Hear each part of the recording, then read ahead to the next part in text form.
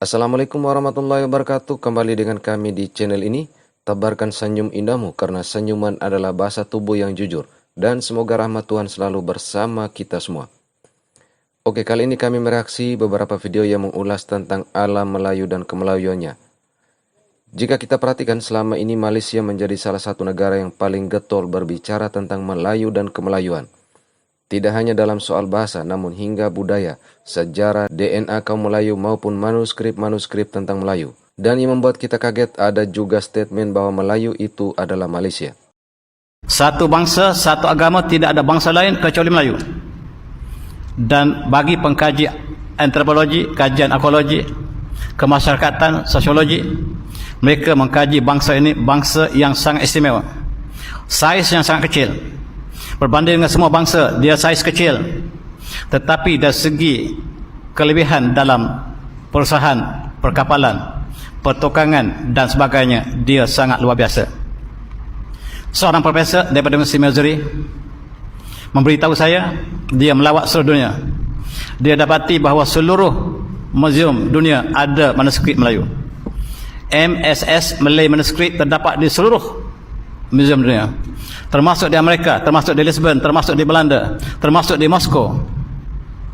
Dan dia heran, siapakah bangsa Melayu?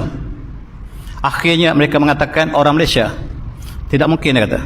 Bangsa ini bangsa yang paling maju ketika itu. Tak mungkin Malaysia yang mundur itu. Dan apabila dia selidiki, Malay manuskrip itu ialah merujuk pada orang Melayu yang sekarang bernama Malaysia. Dia heran. Dia kata, bangsa kamu, bangsa yang jauh ketika dunia masih belum tamadun, kamu telah ada tulisan yang ditinggalkan sampai sekarang.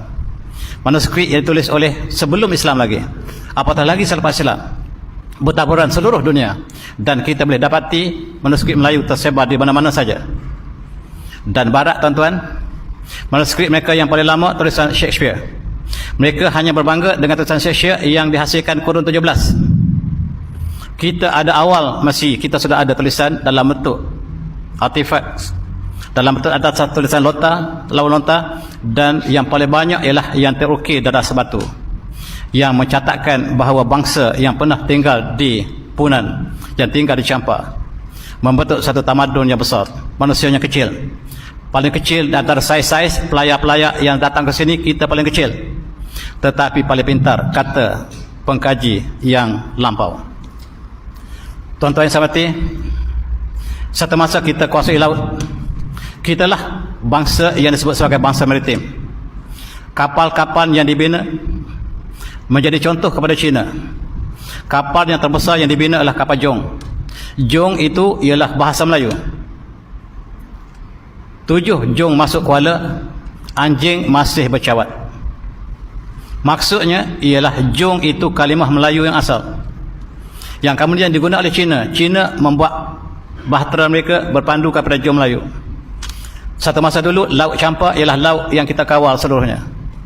Sayang, hari ini nama Laut Champa ditukar menjadi Laut Cina Selatan. Orang Melayu pun pendatang. Korang orang Indonesia. Pernyataan ni selalu kita dengar orang nak cakap mempertahankan kehadiran orang Melayu dekat Nusantara atau yang orang panggil alam Melayu. Kalau korang nak tahu detail lagi pasal ni, korang boleh baca buku ni. Boleh beli dekat beg kuning bawah tu. Hujah ni simple sangat lah. Boleh je balas. Kata sempadan antarabangsa dan politik antara Indonesia dengan Malaysia baru ada lepas tahun 1945 masa Indonesia merdeka, atau 1948 waktu Persekutuan Tanah Melayu terbentuk, atau lepas Malaysia merdeka tahun 1957. Sebelum semua tu jadi, sempadan punyalah kabur, tak tetap. Beza diorang cuma bidang kuasa dengan empayar. Dunia ni luas, tapi apa yang perlu kita faham, Indonesia moden ni dulu dan sekarang pun sebenarnya adalah sebahagian daripada alam Melayu ataupun Nusantara. Dah lama wujud sebelum nama dia terkenal macam sekarang. Ada 3 teori popular yang orang pakai nak tunjuk kawasan Melayu ni bentuk macam mana. Teori pertama,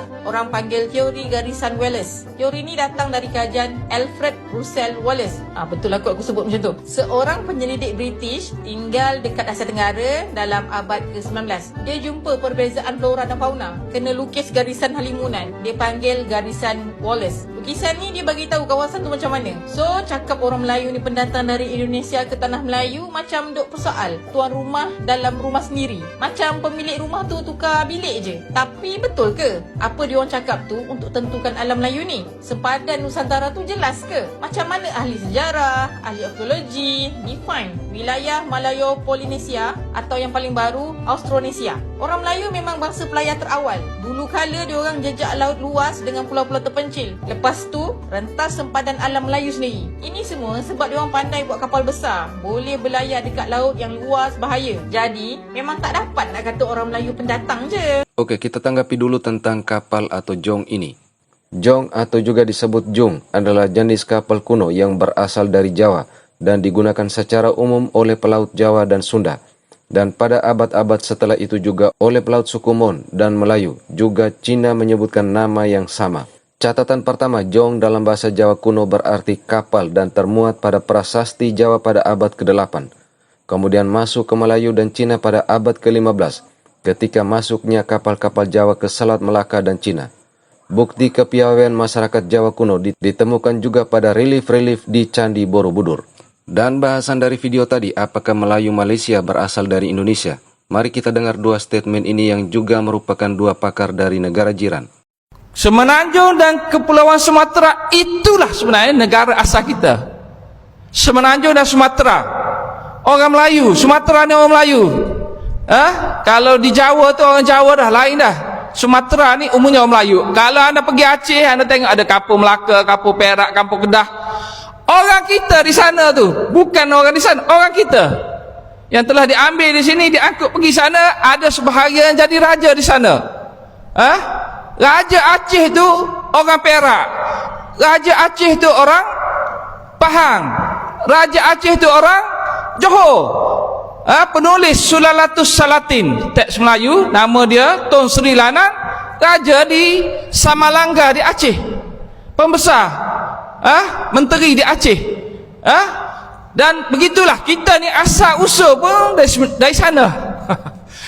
Cuma sejarah kita ni dah jadi pelik. Kerana penjajah pada tahun 1824 dia buat perjanjian, British dengan Belanda, dia buat perjanjian pisahkan kita, supaya dia boleh agihkan kekayaan satu sama lain. Belanda diberi Indonesia, dulu tak ada Indonesia ni, Sumatera ni, kerajaan-kerajaan Pasai, kerajaan Aceh, kerajaan Minangkabau, Palembang dan sebagainya ada di situ.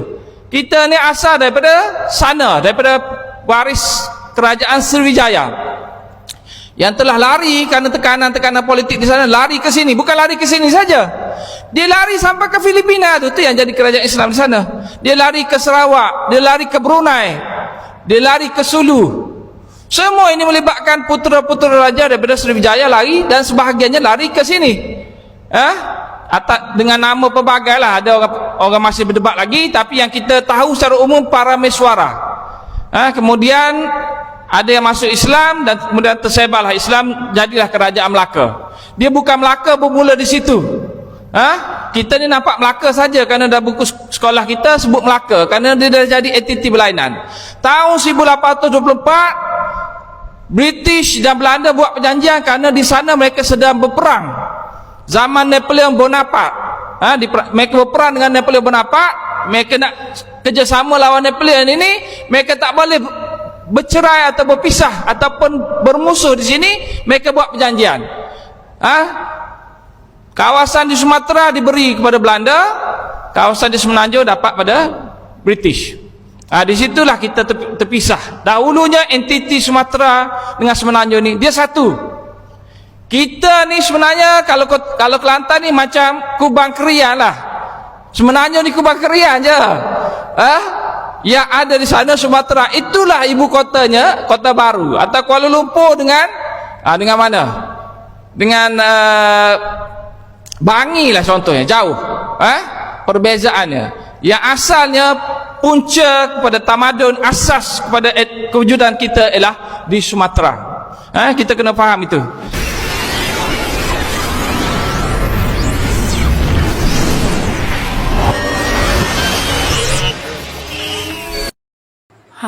Dari mana datangnya orang Melayu? satu kaum namanya kaum Melayu. Hanya satu kaum saja namanya kaum Melayu. Di mana letaknya? Dia ada di Indonesia. Di Sumatera.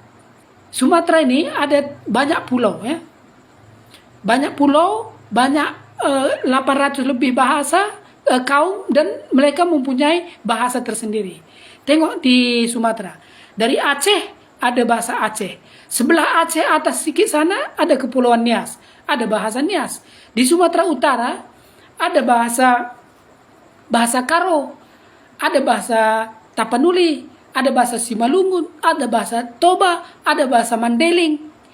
Dan sebelah bawah lagi dekat Kepulauan Riau, disitulah etnik Melayu. Dia menggunakan bahasa Melayu. 100% orang Melayu menggunakan bahasa Melayu.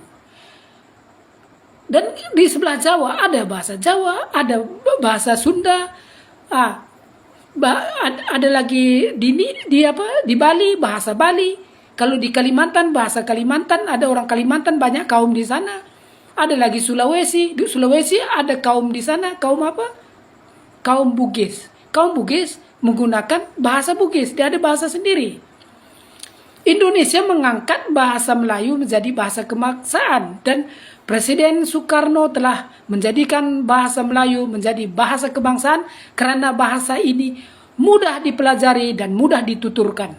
Bahkan orang Indonesia sebelum merdeka dah tahu dah bahasa Melayu dah menjadi bahasa perantara. Begitu juga di Malaysia. Di Malaysia ini dijadikan bahasa Melayu jadi bahasa kebangsaan. Siapa orang Melayu di sini? Kalau kita tengok di Malaysia ini, datang dari Indonesia banyak orang Bugis, ada orang Jawa, ada lagi macam-macam dari Mandailing, ada datang dari Aceh, dan banyak lagi. Mereka ini semua bukan orang Melayu, tapi karena mereka menggunakan bahasa Melayu, jadi mereka identikkan diri mereka sebagai orang Melayu. Nah, itulah asal-usul orang Melayu.